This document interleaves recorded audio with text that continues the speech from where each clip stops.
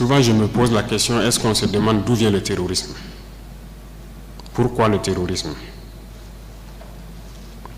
Tout n'est pas terrorisme. Nous avons contribué, quand je dis nous, c'est la société, contribué à ce que cette situation arrive. Mais j'ai marché à travers une partie du Sahel. Je ne dis pas rouler, hein, marcher à pied à travers le Sahel. Donc j'ai pris le soin de bien voir ce que c'est que le Sahel. Et je ne suis pas sûr que ici vous l'avez fait. J'ai marché de Gorom, passant par Oursi, aller à Déou, Tinakov, Tinasan, revenir sur Marcoy. Cette partie, on l'a fait. On a vu comment les gens vivent là-bas. Et on l'a fait, ça vaut 10 ans de cela. Et c'était prévisible que cette situation va arriver. Ça veut dire que c'est nous qui avons créé cette situation, la gouvernance. Il faut qu'on se dise cette vérité. On a tout fait pour abandonner certains peuples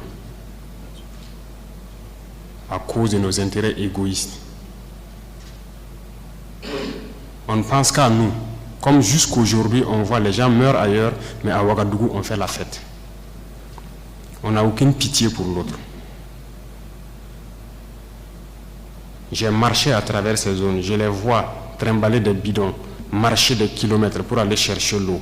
Je les ai vus en train de marcher des kilomètres pour trouver l'eau pour le bétail, et le bétail qui meurt en cours de route. Il n'y a pas de route là-bas. Il n'y a pas de route. Comment même un camion même pourrait arriver là-bas, ne serait-ce qu'avec un peu de tourteau pour que leurs animaux puissent manger? Il n'y a rien là-bas. Qu'avons-nous construit là-bas? Qu'avons-nous fait là-bas?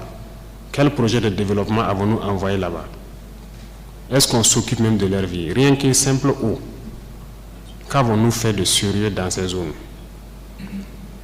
C'est la question qu'il faut se poser. Et le territoire de cette partie, c'est hors de contrôle. Qui en est responsable? C'est nous. C'est nous. Il faut que chacun accepte ça. Nous avons toujours le slogan que c'est un pays pauvre. Vous êtes bien conscient que le pays n'est pas pauvre. C'est parce qu'on est méchant. Voilà, mes frères et sœurs, vous venez d'écouter capitaine Ibrahim Traoré, président de la transition du Burkina Faso. Un jeune qui a touché des points très importants parce que c'est l'un des véritables problèmes de l'Afrique. Quand j'ai vu cette vidéo, ça m'a rappelé de ce qui se passe dans mon propre pays, la Guinée-Conakry. C'est exactement ça le problème. En tant que dans un pays, les gens vont continuer à ségréguer, à discriminer. Certains, ils vont forcément prendre position. Parce qu'il est inconcevable dans un pays qu'on constate, il y a un groupe qui pense être plus béni que les autres.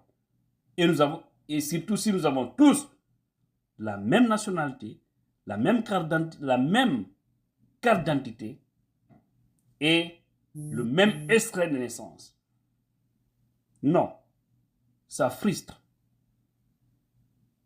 Souvent, chez nous, quand les gens viennent aux affaires, au lieu de faire face aux compétences, ils font face d'abord à leur famille, ils font face à leurs amis, à leur région, à leur ethnie, pour leur donner des postes, surtout les postes stratégiques, pour dire conservons le pouvoir. Ce n'est pas travailler le pays, mais c'est de conserver le pouvoir. Au même moment, vous trouvez une autre classe de ce pays dans une souffrance profonde. Ça peut rébeller les gens. Si vous voyez, on parle du terrorisme, comme il le dit, ou de djihadistes et tout ça. C'est de la frustration.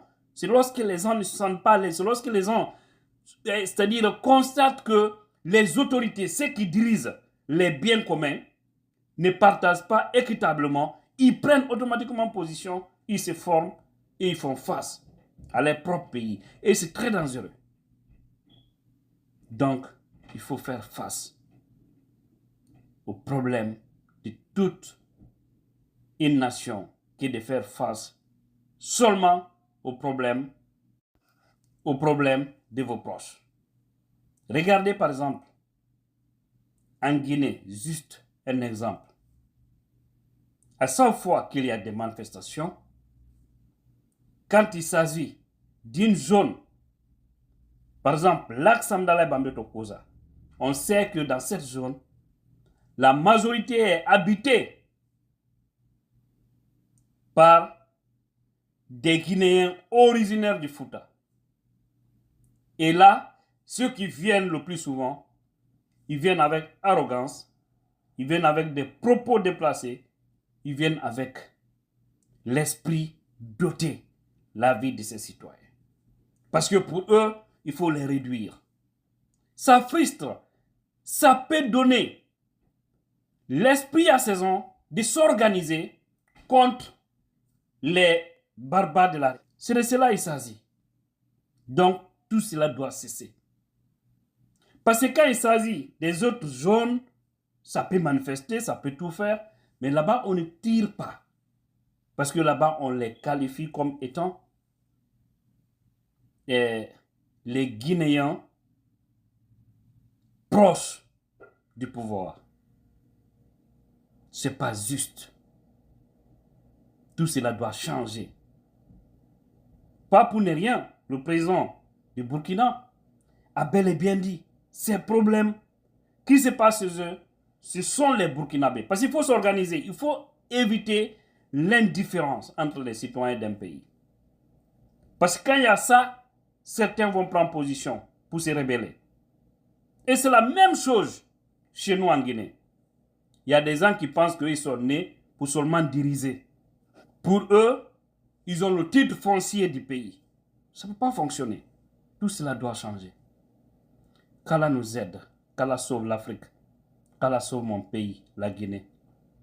Qu'Allah nous donne des chefs réfléchis qui ont leur pays au fond d'eux, afin que notre continent aussi puisse connaître ce qu'on appelle le développement, afin de freiner l'immigration illégale.